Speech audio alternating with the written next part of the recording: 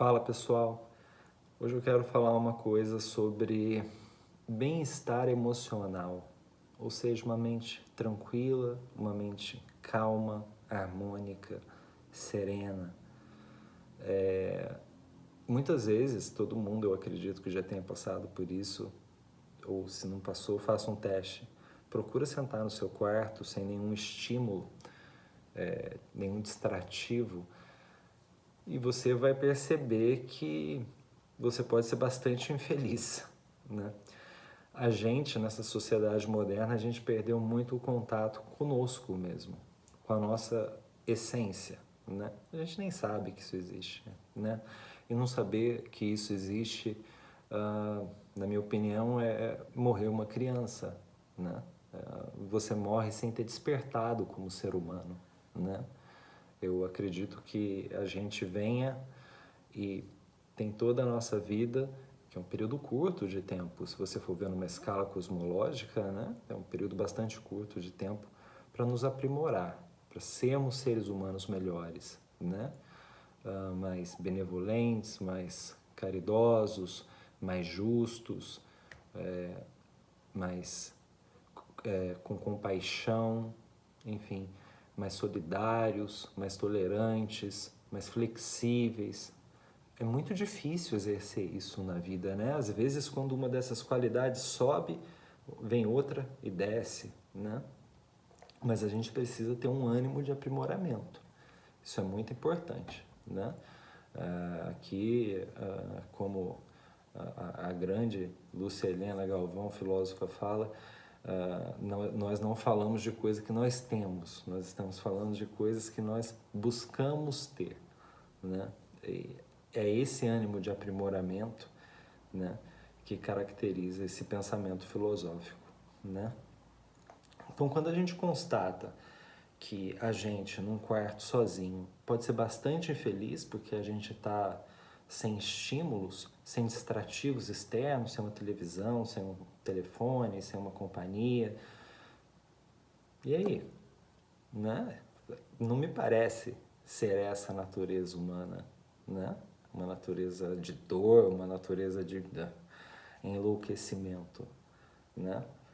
Isso me parece mais ser consequências de uma vida numa sociedade moderna muito pautada no utilitarismo, né? E numa superficialidade das relações, uma superficialidade muito grande das relações, né? As pessoas hoje estão muito mais preocupadas com os likes, com os cliques, em aparecer, e depois, o que elas fazem quando acaba a bateria do celular, né? Mergulham naquela solidão, naquela tristeza. Primeiro de tudo, eu comecei a mudar e, assim, não posso dizer que eu mudei totalmente, é uma luta diária isso, né? Pretzfeld, no livro A Guerra da Arte, não é a arte da guerra de Sun Tzu, não, é a guerra da arte de Pretzfeld, ele chama isso de resistência, né? Que são sempre essas chamadas psicológicas que o nosso cérebro faz, né? Meio que do tipo assim, eu tenho o hábito de acordar tarde, infelizmente. Então eu vou lá num dia, acordo 2 da tarde, dando exemplo. Mas minha meta é acordar 9 horas da manhã. Daí no outro dia, nesse dia eu acordei 2 da tarde, no outro dia eu acordo meio-dia. O que a minha mente vai dizer? Parabéns, né? Você está conseguindo, olha lá, sabe? Isso são todos truques da nossa mente para nos enganar. E essa resistência, ele passa um livro inteiro falando a respeito dessa resistência, ela é sempre charmosa, porque se ela não fosse charmosa, a gente ia lutar contra ela, não é mesmo? A gente falando, opa, isso está ruim. Então a gente está sempre se jogando um alto confete para fazer que as coisas que a gente deixa de fazer, que a gente prevarica durante o dia, que, mas tudo bem, hoje era domingo, sabe? A pessoa que fala assim, não, eu vou fazer tal coisa todo dia, daí não faz, mas hoje é domingo, tudo bem, eu fiz a semana inteira. Reparem para você ver como que a nossa mente, ela dá, umas rasteiras na gente, né? Agora, Tem um livro chamado Dhammapada, que é uma coletânea de ensinamentos de Buda, e o primeiro verso desse livro, né, que não foi escrito por Buda, foi escrito depois, quando ele morreu, por discípulos dele, falando de que a mente precede a matéria, né? Ou seja, a nossa forma mental dá forma ao nosso mundo, às nossas ações no dia de amanhã, né?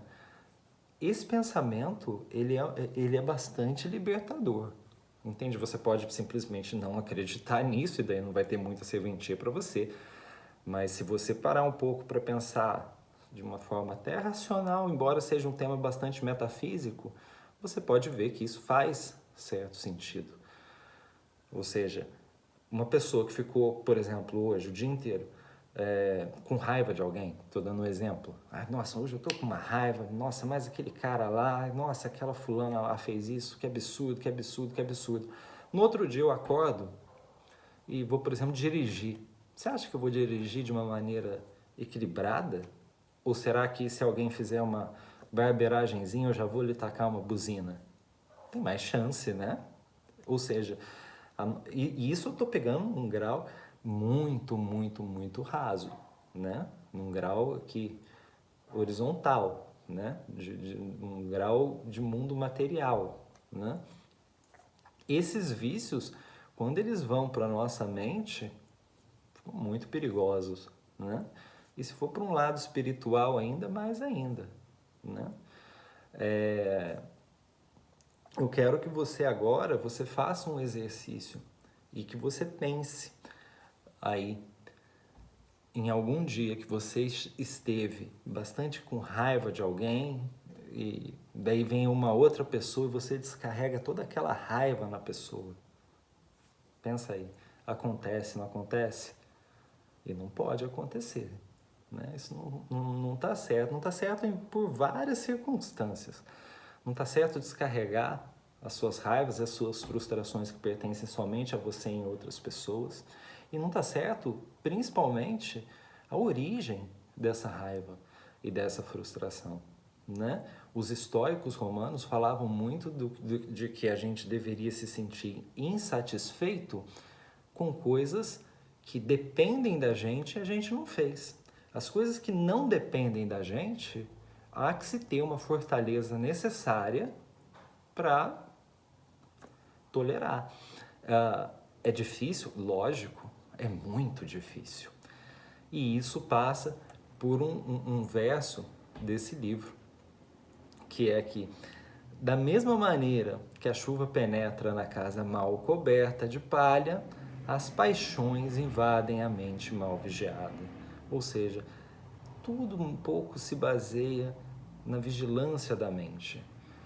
Eu comecei depois que eu tive contato com esse tipo de literatura a perceber muito mais as mudanças no meu humor, no meu bem-estar, de modo que, por exemplo, se eu chego em algum lugar em determinado dia, que eu vou todo dia, se naquele dia eu não estou muito bem, na hora que eu chego eu já falo, opa, hoje eu estou diferente, hoje eu cheguei já meio que nos cascos. E daí nessa hora o que eu já faço? Vigio a minha mente. Eu paro, eu penso, opa, por que eu estou assim?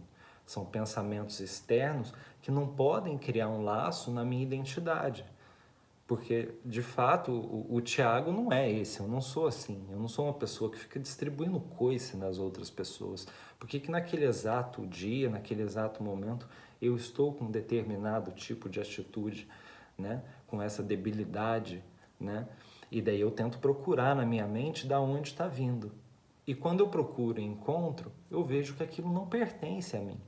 Esse é meio que do tipo, Tiago, esse não é você. Trata de botar um sorriso no rosto, se desculpar e ser uma pessoa um pouco mais agradável, né? A gente tem que perceber a nossa mente crítica, né? A gente passa muita parte do tempo criticando. Se você for ver, Faz um exercício. Onde a sua cabeça estava 10 horas da manhã, a minha provavelmente estava dormindo, mas para quem acorda mais cedo. Onde sua mente estava 10 horas da manhã, onde sua mente estava 4 horas da tarde e 10 horas da noite. Muito provavelmente você, eu, todos, estamos fazendo algum tipo de crítica a alguém ou alguma determinada situação. Entendeu? E são situações que a gente não tem como mudar. E o nosso cérebro, a nossa mente, ela tem uma mania, terrível mania, de achar que as nossas fantasias são reais. Meio que no sentido de, pô, tô pensando tanto nisso, só pode ser verdade. Entendeu? Ou seja, você embarca numa fantasia, você embarca numa ilusão, você embarca em algo que não é real. E até esse conceito de realidade é muito relativo, né? Para os antigos mesmo, os objetos em si, eles não são reais. Real é o que você deixa aqui como obra depois que você morre, entende? No sentido de que, por exemplo, um racismo que o Hitler deixou implementado na sociedade, ele é muito mais real do que qualquer objeto, entende? Por isso as nossas formas mentais, as coisas que nos dão forma, elas têm que ser bastante conjugadas, harmônicas, transparentes, claras, para que na hora que passe algo que a gente fale, opa, isso não é meu, a gente apenas observa. Oi, pensamento, tchau, e nunca deixar que isso crie um laço na nossa verdadeira identidade, não é mesmo? Isso nos causaria uma imunização psicológica que a gente não teve quando a gente estava na infância, né?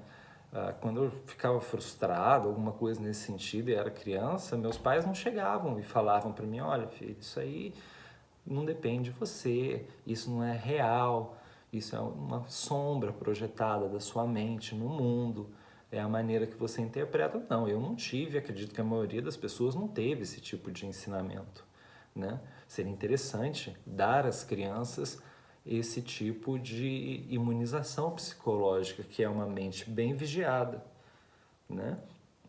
E também aceitar. Essa parte aqui é longa e o vídeo já está um pouco não, bastante longo, mas aceitar os infortúnios da vida como algo para que a gente cresça, né?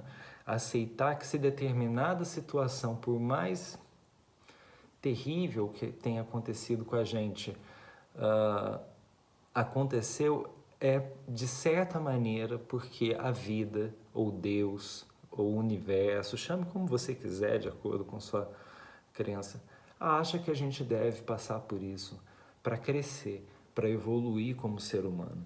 Não sei se vocês já repararam, vou dar um exemplo hipotético aqui, mulheres, né, que muitas vezes falam assim, ai, mas homem não presta, todo homem que eu arrumo, né, acaba se envolvendo numa relação tóxica, por exemplo, né?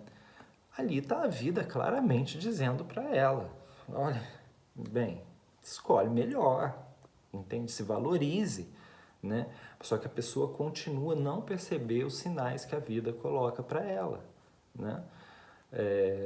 Ou seja, uma mente vigiada, a percepção e a aceitação, e eu avançaria ainda mais, o que é muito difícil, um amor por essas dificuldades que a vida coloca pra gente, entendeu? Todo mundo sabe onde seu calo aperta, todo mundo tem as suas grandes dificuldades, as suas grandes dores, os seus grandes pesos na alma. De alguma maneira, por mais doloroso que seja, aprender a amar essas situações, né? Quem disse isso foi Confúcio. Eu estou falando aqui de China, 500 a.C., e Nietzsche reforça isso. Nietzsche diz que a gente deveria ter um amor muito grande por essas circunstâncias da vida que não são assim benéficas ao nosso, digamos, bem-estar, e que nos fazem, de certa forma, crescer. Entende? Quem tem um pouco mais de idade, assim como eu, já passou por várias situações bastante difíceis, constrangedoras. Agradecer, entende? Porque se você souber interpretar o que a vida está te dizendo, você sobe um degrau, entende? É como se a vida estivesse te botando um degrau aqui, ó. Você vai ficar com esse comportamento e você fica repetindo, dando cabeçada. Quando você se dá conta que você está tendo determinado tipo de comportamento destrutivo e para de ter, você eleva o seu grau como ser humano. Você embeleza, você passa a deixar rastro, né? É muito, assim, esse vídeo que eu estou fazendo, eu tenho a consciência de uma coisa clara. As palavras, elas podem muito bem inspirar as pessoas, né? Se você viu esse vídeo, está vendo esse vídeo e está tendo alguma inspiração, já é algo muito benéfico. Mas o que realmente faz é o exemplo. Então seja o exemplo na sua vida. Comece a vigiar a sua mente.